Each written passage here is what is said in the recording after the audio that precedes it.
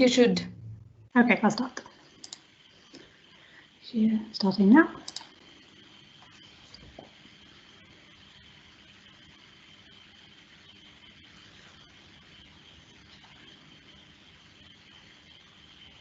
I don't think we're live yet, are we?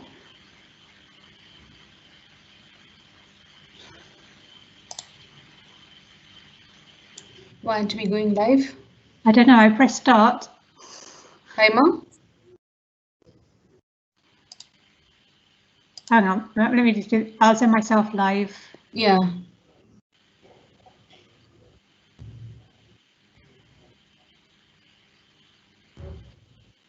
I've got sending in a circle, going round and round. Goodness.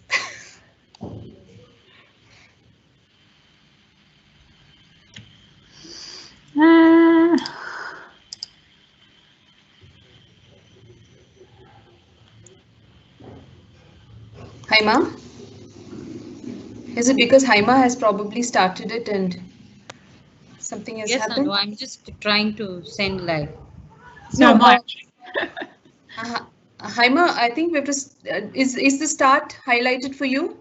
No, it is not. No, it's not hard for me either. Okay. It's not highlighted for me either. Let's. Yeah. I think Becky, do you want to do it again? I can't. I don't know how to. It's all kind of broken.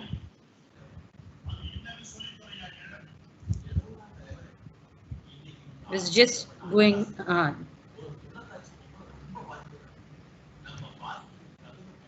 Failure to execute send live command. Please try again. Who wants to send live? How shall I do it, or do you want to do it? Yeah, I'm trying to do it. Okay. Has your button gone yellow again? Oh, okay.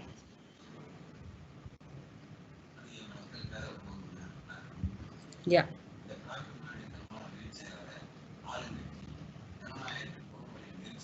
Hello, everyone. Hasn't started.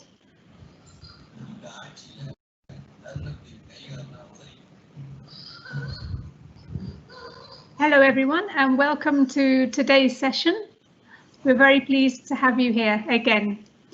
So this is the second of 5 sessions today. We can see a good number of you here already, which is fantastic. Later on, the Executive Director will be coming and he will say a few words. But I am going to start, and I'm going to start my session now.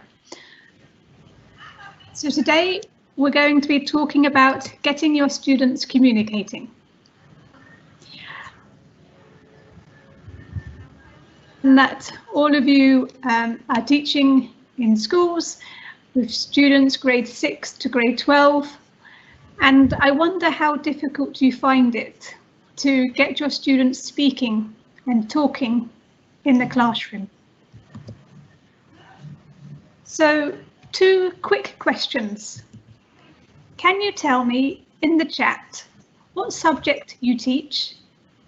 And do you find it easy to get your students speaking in English, or do you find it hard? So in the chat, you can write the name of the subject you teach, and you can say, yes, it's easy, it's very easy, or no, it's hard, very hard.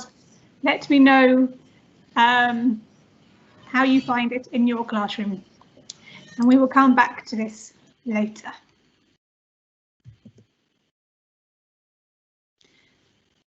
So I've said that today we're going to focus on getting your students to speak more in English in your classroom.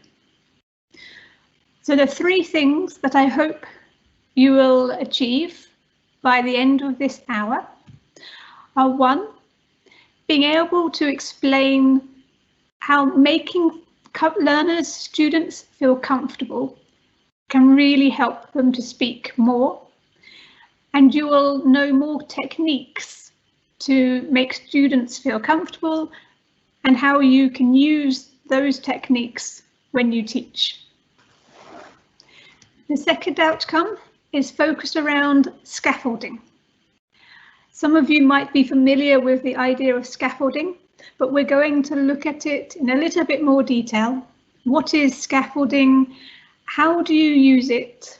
And how does it help learners and students to speak more in class? How do they get more confidence with this technique?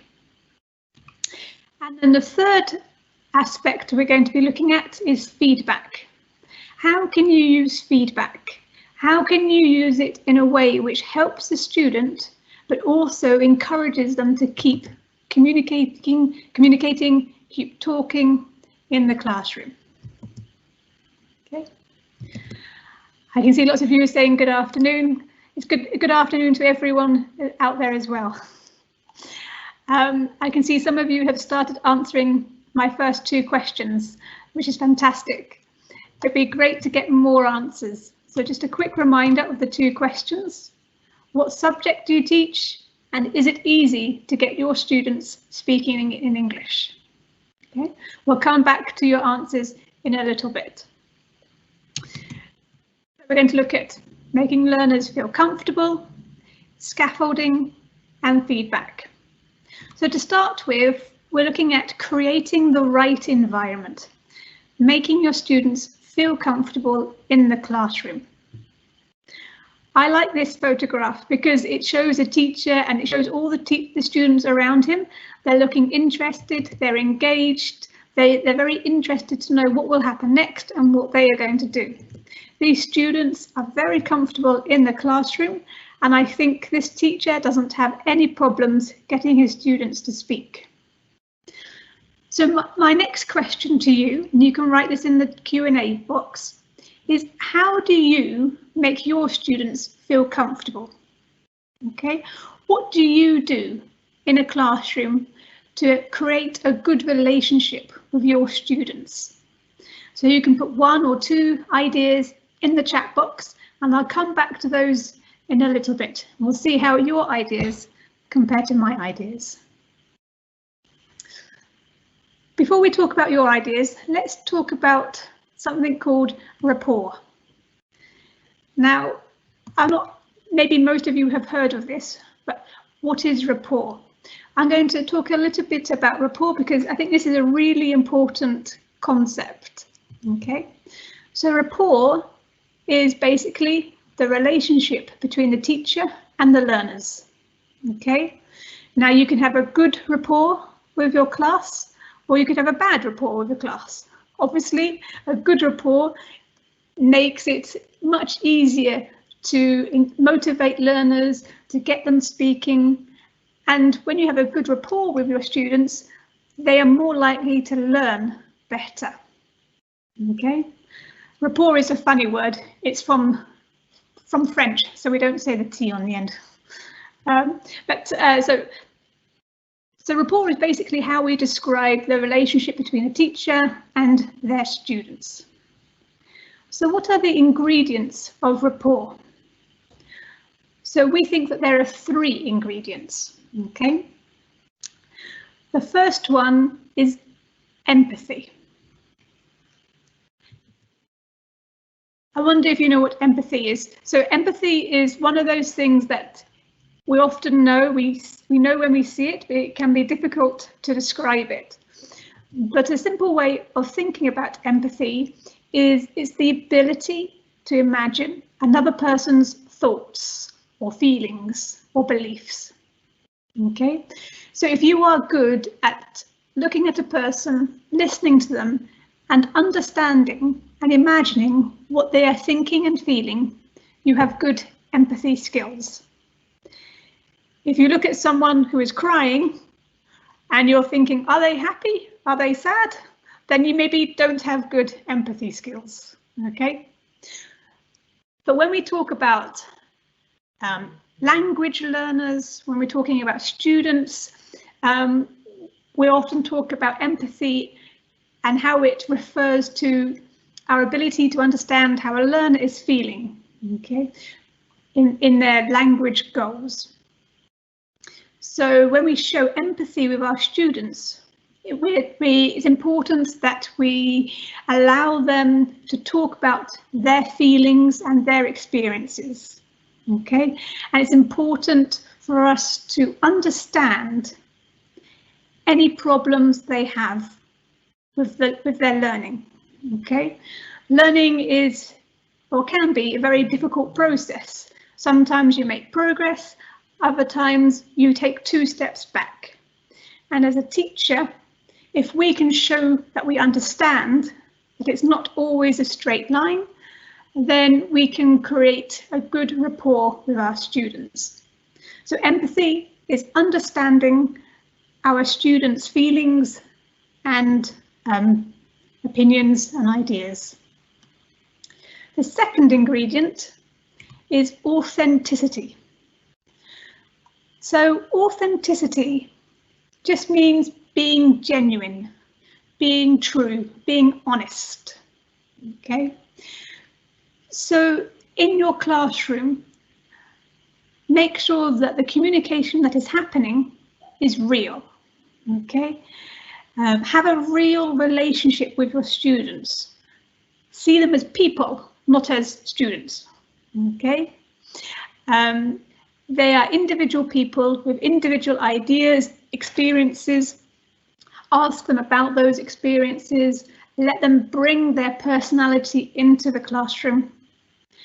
And it also means in your responses, being honest and true. Okay, so don't say, yes, very good, when you don't mean it. Okay, think of another way of giving encouragement, but highlighting where they can improve their work. Okay, so authenticity is being honest and true. The third ingredient is respect. Okay, respect your students as individuals, respect them, have a regard for their wishes, their feelings and rights. Let them express themselves and get them involved. Okay, making sure they feel comfortable and they can participate in the lesson.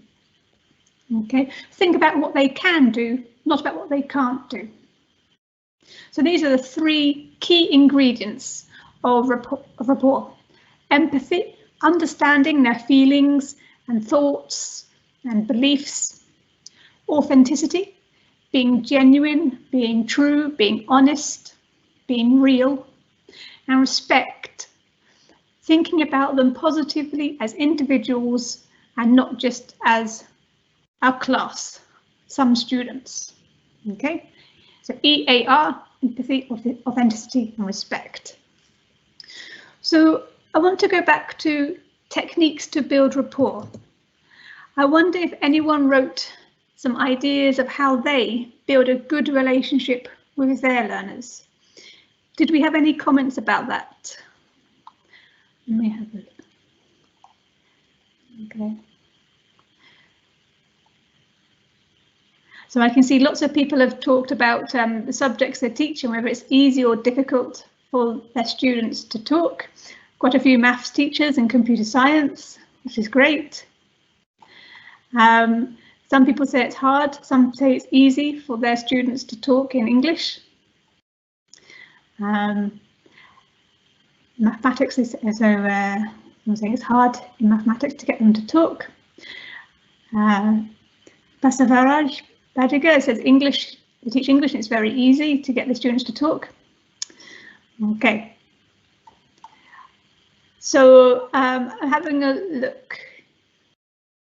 And there's lots and lots of responses, which is fantastic. Okay, so I'm going to see if there's anyone who wrote some ideas of how they build a good relationship. Okay.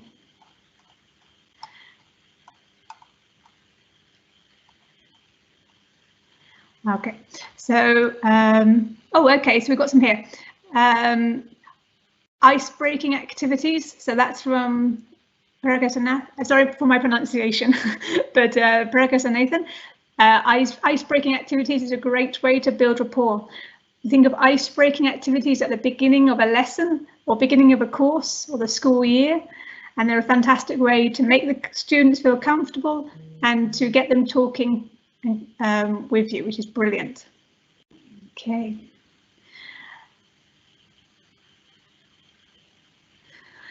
Okay, so someone is saying it's very difficult to create an environment like this because a lot of our students come from rural areas.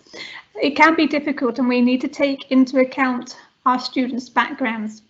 But I do think we can create these positive environments where even if students haven't had much exposure to English or the alphabet in English, they can still feel positive about language learning and using English in the classroom. Okay.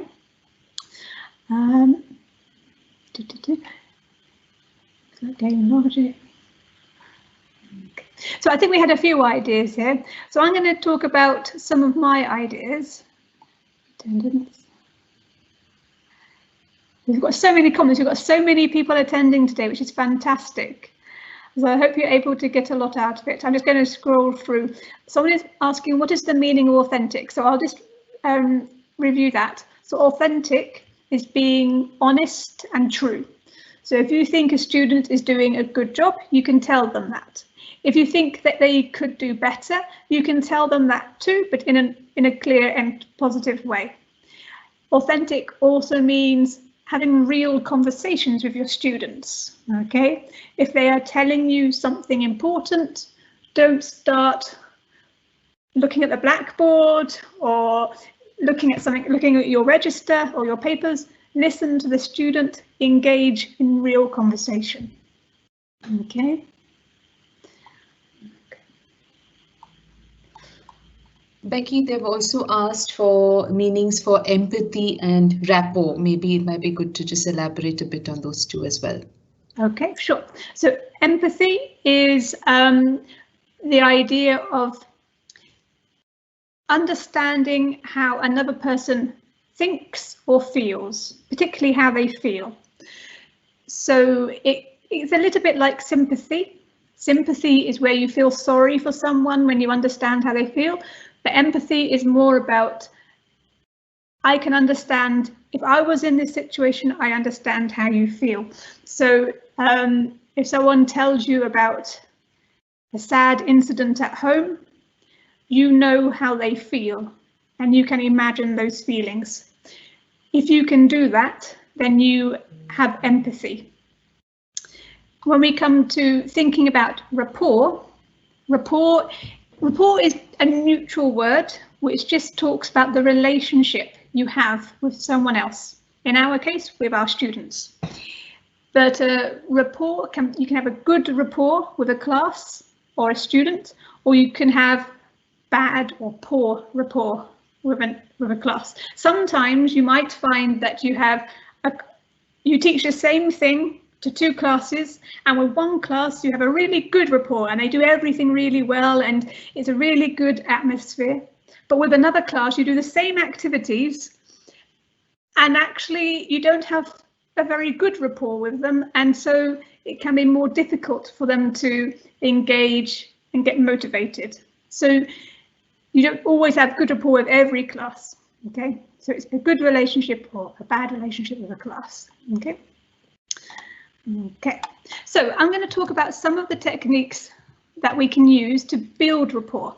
Okay, so one of those is using students' names. If you can use their names, then that builds a relationship with them. They know that you know who they are. Okay, and it feels good to the student when you use their name. Okay, so try and learn the names of the students in your class. Use the names regularly. Don't just say you. Okay, say Lakshmi or Anu or whoever. Okay, ask them questions by using their names. That's a simple one. This one is very important. Let students know it's okay to make mistakes. Okay. Learning anything involves making mistakes. That is how we learn. Even if someone gets something right the first time, they might not get it right the second time or the third time. Okay, So it is natural to make mistakes with the answers we give, the language we use, and that's okay. Okay. So we need to let students know it's okay to make mistakes. We can tell them it's okay to make mistakes. We can show that it's okay when we say, oh, that was very good. I liked what you said there. Maybe you could use the past tense more. Maybe you could use another piece of language, okay? But let them know it's okay if they don't get it quite right. I mentioned this one when I talked about being genuine, okay? Don't do something else when you are interacting with a student, okay? So if a student asks you a question and you're answering the question, don't start writing on the blackboard, looking at your papers or your lesson plan, or even just thinking, okay, after this, I'm going to do the next activity. I need to do this, I need to do that. Give your student your full attention, okay? If they see that you are paying full attention to them, they will have respect for you, you will have a good relationship, okay? So be genuine, give your attention to the student or students you are talking to, okay? I like this one as well. Allow students to express themselves. So I mentioned this when we talked about authenticity and respect, okay?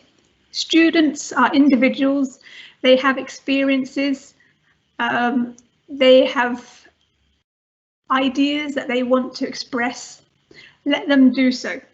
Maybe their ideas are not the best in the world yet, but that's okay. Give them the confidence to tell you their ideas, and then you can help them improve their ideas. Allow them to tell you about what they did, what they're planning to do, what they think, what their opinions are. This is an important part of encouraging them to use language, and again, not worrying about the mistakes, but just giving them the opportunity to say what they want, even if they don't say it in the most grammatically correct way. Okay. Ask the learners to look at you. You might have different techniques. Sometimes you go, eyes on me, or you can say 1, 2, 3, eyes. You might have a different technique, but get the learners to look at you when you talk to them. Okay, eye contact is a really important technique for building a good relationship. Again, this comes back to eye contact and body language. Make sure you're standing where everyone in the classroom can see you. Normally this will be the front, but you can also stand at the back. Change it up from time to time. Maybe for one activity, you stand at the front to give your instructions. Maybe the next time you stand at the back. So at the back, the students can see you more clearly, and the students at the front have the same perspective as the ones at the back. Okay, change your position, but make sure everyone can see you. Make sure you're looking at everyone, not just the boys or not just the girls. You include everyone in your eye contact and where you stand. Okay, so this is be visible, be seen. Okay, make eye contact with all the students. Okay, like I say, sometimes we naturally look at the students who are giving us the answers, who look most interested. And maybe we look at the girls, or maybe we look at the boys, but it's really important. Include everyone in your eye contact, okay? Encourage those who are quieter, give them a smile, go on, however you might do it, but include all of the students. I like this one too, praise students, okay? Tell students when they've done something well. Sometimes this might be what they are saying, the content. Maybe they've got a really nice idea, or they've got a really creative solution to a problem.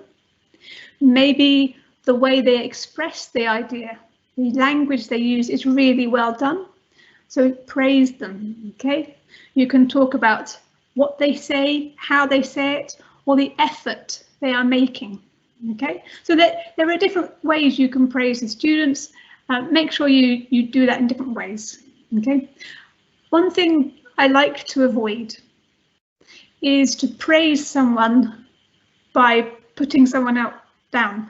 Let's avoid that. So, for example, points systems sometimes can be, you know, if someone is getting all the points, then maybe someone else is feeling bad because they haven't managed to achieve the same number of points. Okay, but you can praise individuals and groups. You worked really well together as a group.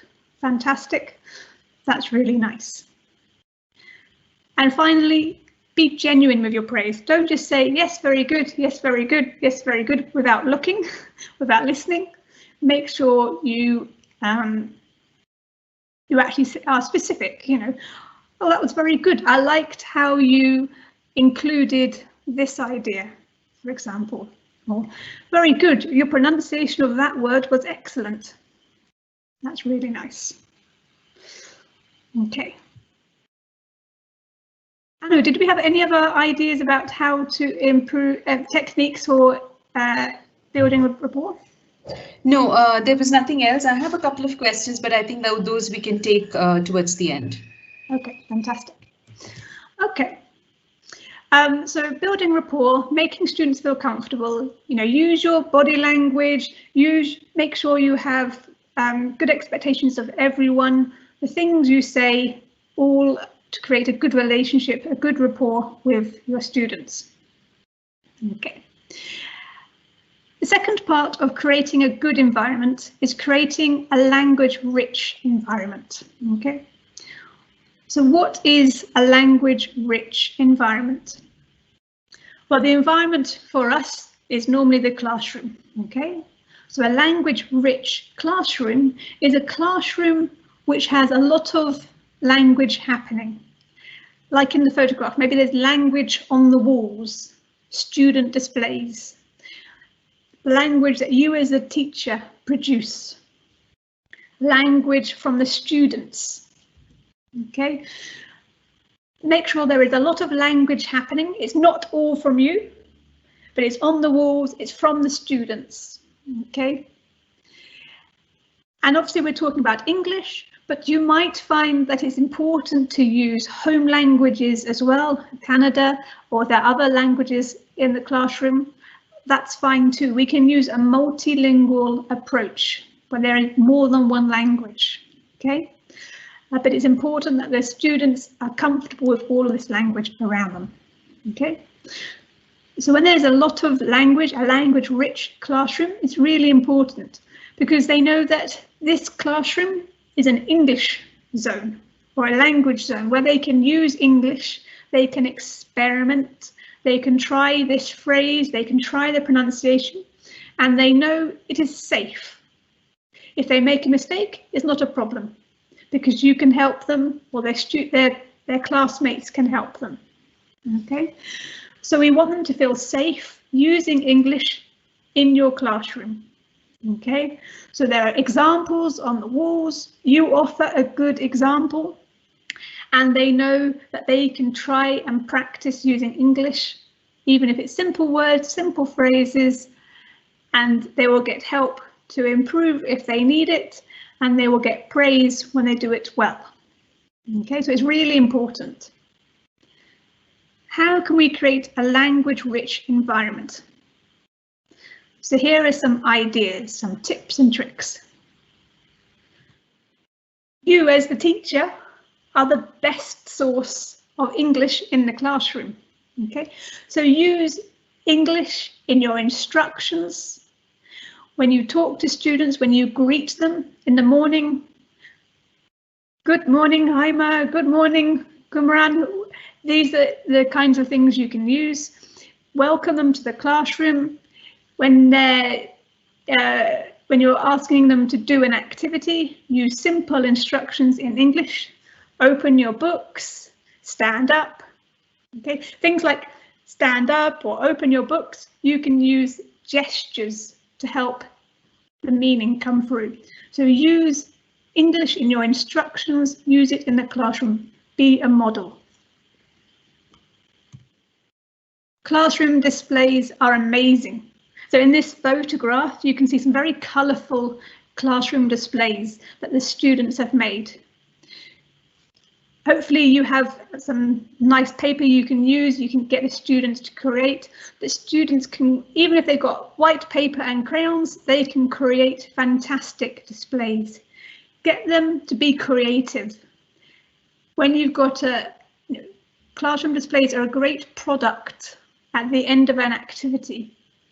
If they are learning about families and family trees, they can create family trees, they can decorate them, they can go on the wall. Okay, they make the classroom bright and they are a reference point. Lots of language to look at. Okay. If you use classroom displays, classroom posters, change them. Don't leave the same poster in the same place for 1 year. Change it maybe every month so that they are creating new work and putting new work on the board. Use their home languages to help. Okay. If they need a piece of vocabulary in English, let them ask for it in Canada. Okay. Allow them to say, I don't speak Canada, but what is this word in English? Okay, they can say that in their home language. They can use their home languages to brainstorm, and then they can create the final product in English. Okay, so that's part of making it a safe environment. Okay, let them know when they can use home languages, when they should use English. This is a nice one. It can be difficult, but it's a really important one. Let students take the lead. Okay, sometimes our role as teachers is to say, okay, off you go. I want you to start. You can do this. We step back. The students can be in groups. They can brainstorm together. They can create their ideas together. And a lot of the time, they don't need our help. They can do all of these things on their own. And if they need our help, they can ask for it. So every now and again, let the students be in charge. Let them decide what they're going to do and how they're going to do it. Okay, that can be on the small scale, from small activities to maybe even deciding what they're going to do in their end of term lesson. Okay, let them decide. Again, this is about respecting them as individuals. And the most important one is create opportunities to speak. If you are the only person speaking in the classroom, then the students don't have the opportunity to learn. Okay, you already know the language. You don't need to learn, they do. So give them the opportunity to speak. Create opportunities, give them activities that encourage speaking. Okay, get them to share their ideas. When they've finished a task or an activity, get them to compare their answers with their partner. Do they have the same answers as their partner? This is an opportunity for them to speak. So create a good rapport, good relationship.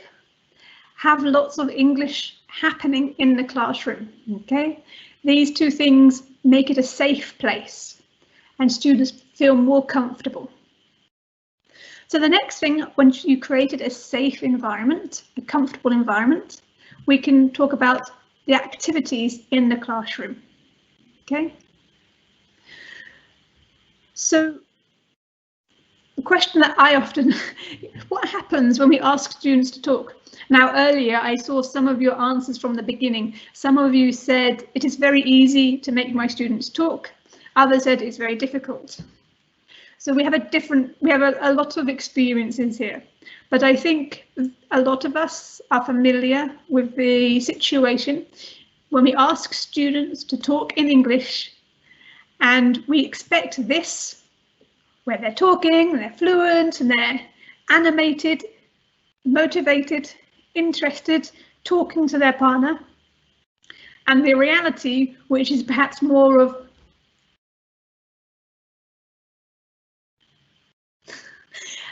that's my experience sometimes, and it can be very, I want you to speak. And then if you tell them to speak more, they're even shyer and they're less confident.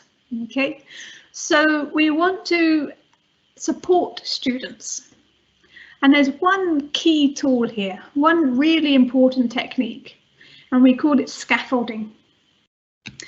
Now, scaffolding, as I'm sure you are aware, is when you're building a house or a building, you need support. So you have metal or wood structures which people can climb to start building the house. Okay, and it's support. So when we say scaffolding, we're talking about support. And it is, when we're teaching, scaffolding is providing a lot of support for students at the beginning of a task. Okay, we give them a lot of support. That probably means they have very little freedom. They have to do it this way because that's how we're telling them.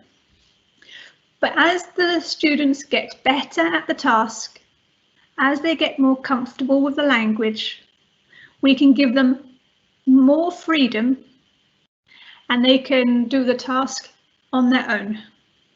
Okay, so scaffolding is starting with a lot of support in different ways, and over time giving them less support and more freedom, and then they can complete the task on their own. Okay. So this is a really important concept. Okay. So how do we do this in practice? Okay. There are different ways of doing it. I'm going to talk about a few here. Okay. So the first one is aims. We know the aims of a lesson. We know the aims of an activity. We have to plan these when we're doing our lesson planning. Why should we be the only ones in the classroom who know why we're doing something? It's really good to tell the students why they're doing something. Why are we doing this activity now? Well, we're doing this activity to help you practice the vocabulary we looked at yesterday. Or we're doing this activity so you can feel confident to use the language in a real situation. Okay? So tell the students why they're doing something. That helps them understand it and it gives them support. Your talk, teacher talk, okay? At the beginning, you might have a lot of teacher talk and then it might go down, okay? And when you talk, you are guiding the learners. Make sure you grade your language so that it is at the right level for all the students to understand. In your talk, you can model the language they can use in their responses. This is an important one. I think this might be one of the most important. Time. Give the students time. They need time to plan what they're going to say. They need time to think about the language they're going to use. And then they need time to practice it. Okay? You can't expect a student just to suddenly do something. They need time to think, to plan, and to practice. You can give them more time by saying we've got 5 minutes, but you can also get them to think, pair, and share. So give them time to think, put them in groups of 2, get them to share with their partner. Okay, this gives them practice as well. So practice, like I said, if you want them to talk in English, give them an opportunity to practice. Even if you only want them to say a sentence, one sentence or one phrase, give them time to just practice on their own, silently, or with a partner. They can practice with a partner or in groups before coming to the whole class. Maybe you do all of that. Maybe they practice on their own first, talk to a partner, in a group, and then they're ready for the whole class. So practice is a really important aspect. Visuals, so this is, sometimes you don't need to define a word or translate a word into their own language. Sometimes you can just use gestures like stand up, it's very clear, or book, everyone knows. Okay. Sometimes you can have a photograph or a picture which shows what the word is. So I could say doctor and have a picture of a doctor, and they will understand without me using another language. Okay. But visuals leads us on to vocabulary, which is a really important aspect. Okay. When you are planning your lesson, you can think about the vocabulary that students are going to need. So think about, okay, if they achieve this task, what do they need? What language do they need? You can give that to them at the beginning. Okay. Let them ask you for vocabulary that they need. You can give it to them in English. And you can also use different languages to help in this area. Another way to support students is to give them a model. Okay, so this is one way of doing it, and then they can use parts of that model in their own answer. That's a great way to support them. So I'm going to use some of these in an example. Now, we can use all of these in a class, but you might not use all of them every time. Okay, so you can pick and choose. So let's think about an example and how we could support students. So we could, for example, say we want to talk about a family photograph. Okay, how might we do this? So I could say, well, we're going to talk about a family photograph, and hopefully, obviously I would ask them to bring in the photograph. But if I was the teacher, I would say, here's a photograph of my family. Who do you think the people are? Who do you think this is? Who do you think this is? What do you think she likes doing? What do you think he likes doing? Ask them questions, get them to be interested in the photograph of my family. Okay. Then I will talk about the photograph, talk about the people in it. And this is the model. Okay. So I can say, this is my mum. She is a doctor. She likes singing a lot. Okay, this is my dad. He is an engineer. He likes cooking. Okay, so I can model the language. Then I can highlight some of the language. I said, okay, so I said, this is my mum. This is my dad. She likes singing. He likes cooking. Okay, you can use the language that you want them to use and highlight it. Then you give the students time. Give them time to think about their photograph, what they want to say about the people in it. Give them time to think of ideas. At the same time, they can think about the vocabulary they need. Can they ask you for vocabulary that they don't have? Then give the students more time. Get them to practice. They can share their ideas with a partner, and they can practice describing the people in the photograph. Okay, so you can see, I hope, that this way of doing it means that you're not saying, okay, where's your photograph? Talk about the people in your photograph. You will get lots of very scared students.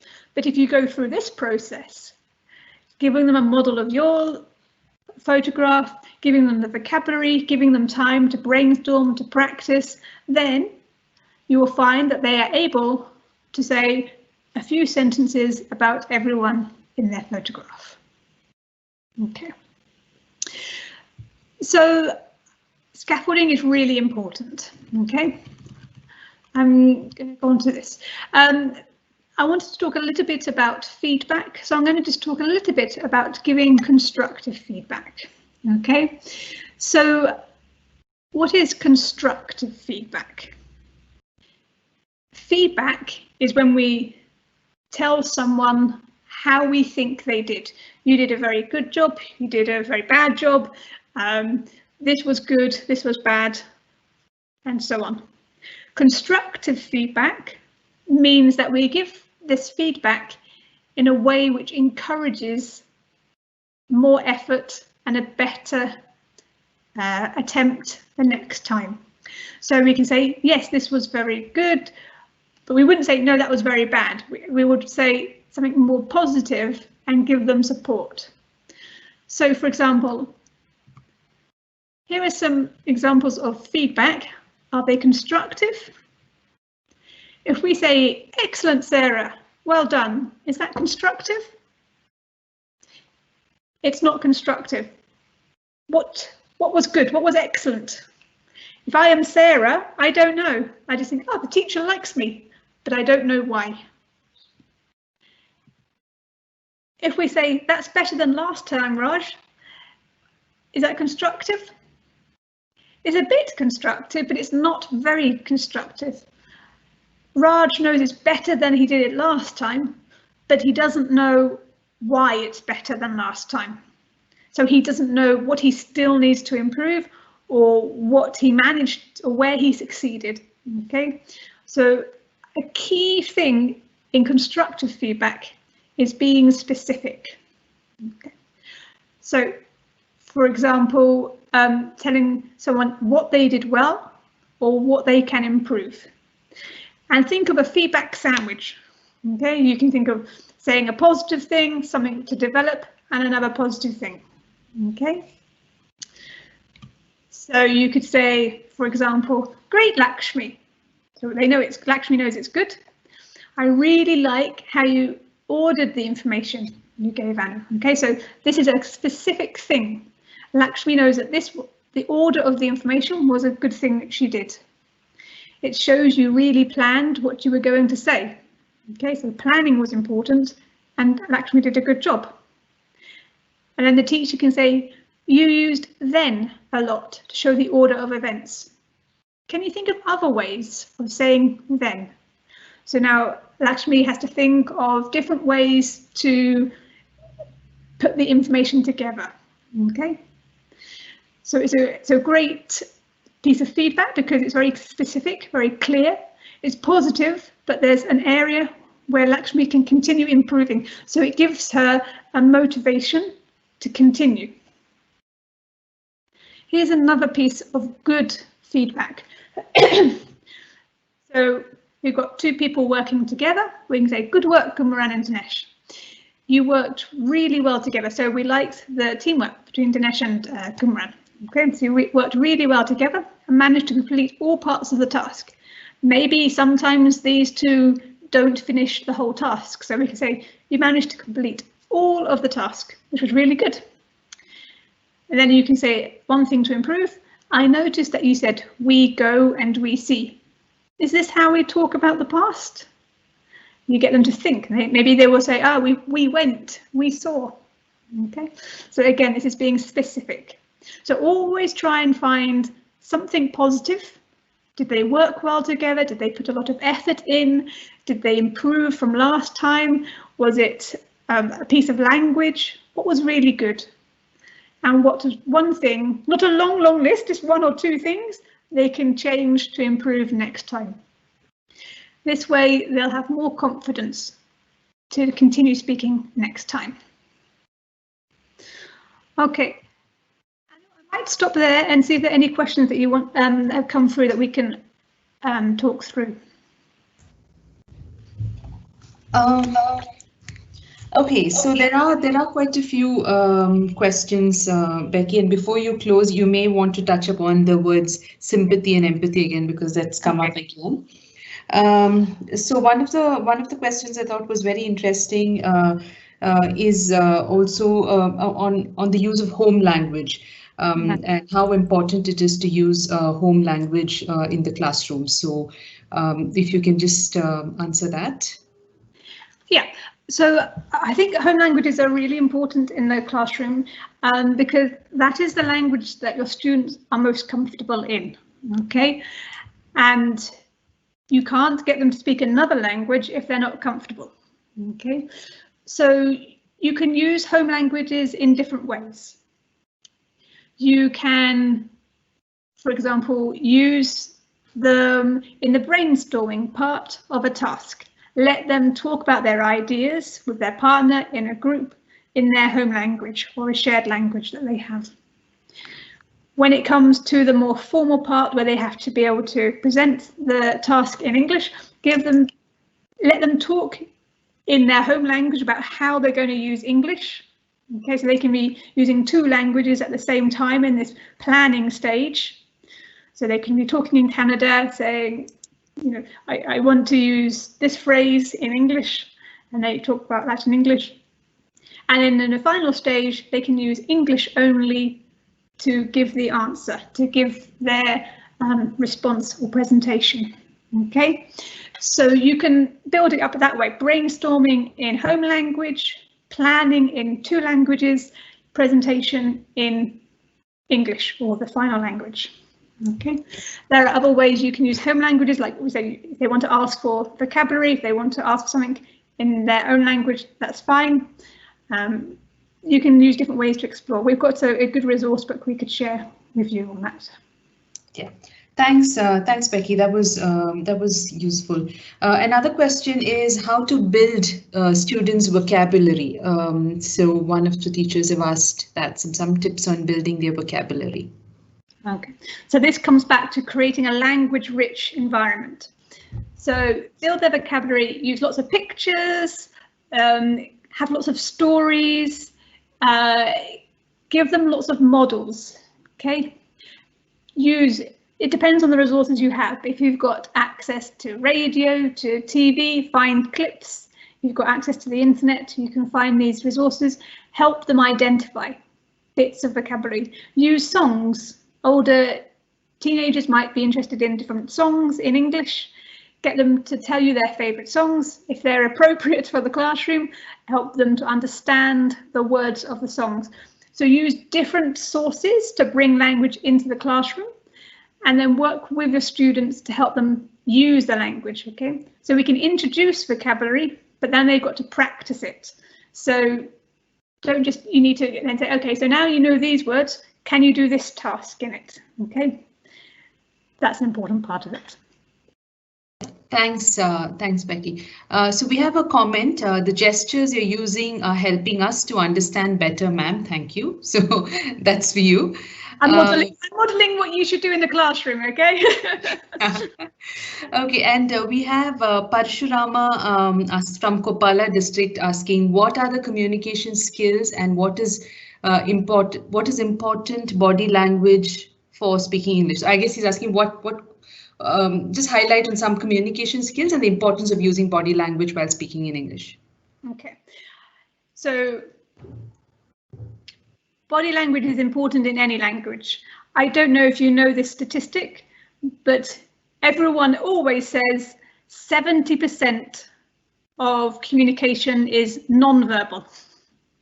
So if I stop speaking, maybe you'll continue understanding me. I'm not sure, but you know, smiling, eye contact. This is why we find it difficult online, because we can't connect so easily with our students and our audience. But in English, as with any other language, body language is really important. Look at the person, face them, okay?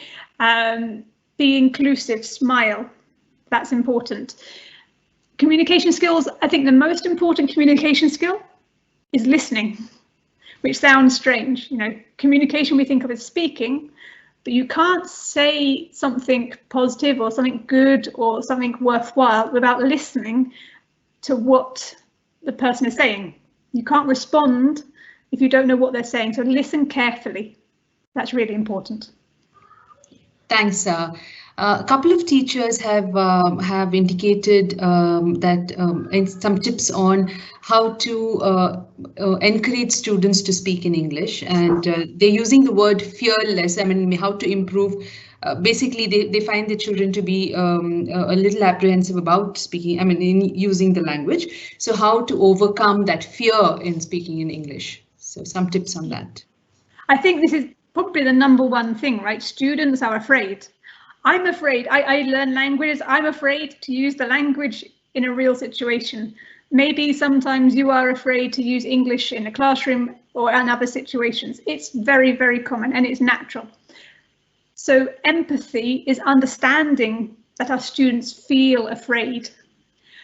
And then we respect that and we help them. So we create a safe environment. If a student makes a mistake, it's not a problem. Okay, we tell them it's not a problem. Our behavior shows them it's not a problem. So, to combat fear, you need to create a safe environment. So all of your actions, all of your words need to create that safe environment where mistakes are okay and they can try again, and no one is going to laugh, no one is going to tell them off, no one's going to scold them. It's not a problem. So that is your responsibility as a teacher. How can you create a safe environment? Smile a lot as well. That's good. Yeah. Thanks, Becky. Initially, during our session, there was a comment or there was a question from Mr. Arvind C. Hugar. He said, "Is it necessary to use English as a medium of instruction for primary level?"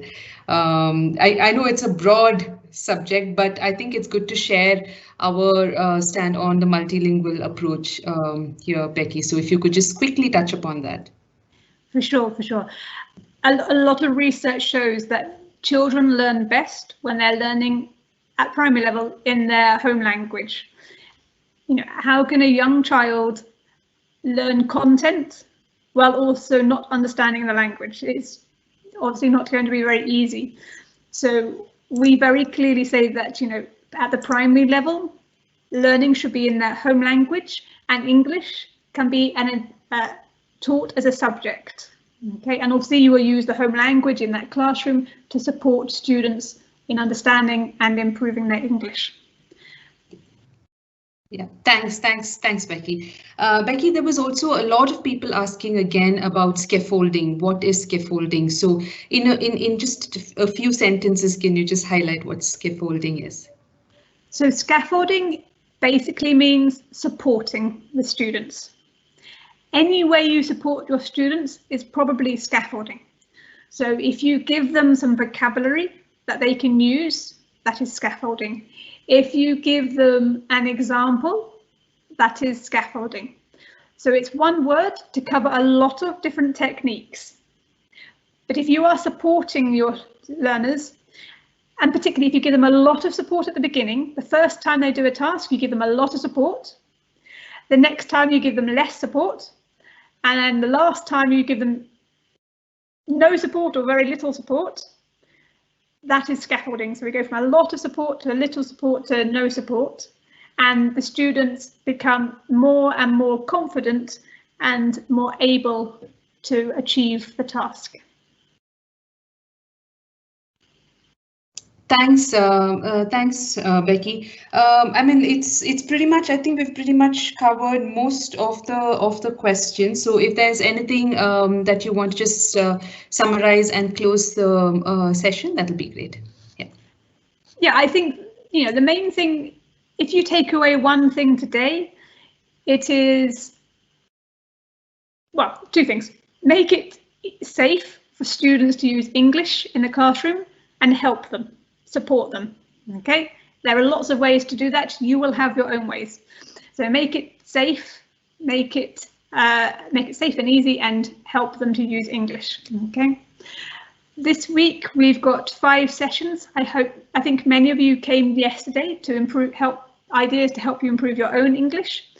We've got 3 more sessions this week. Tomorrow we've got a session on inclusion. How you can make sure you include everyone in your classroom, in all the activities, which is a really important thing as teachers, so that no one misses out. I think that's everything that I would like to say. I wish I could meet all of you, but we are restricted in how we do this. But I hope this has been useful, and thank you very much for coming. Thank you. Thank you.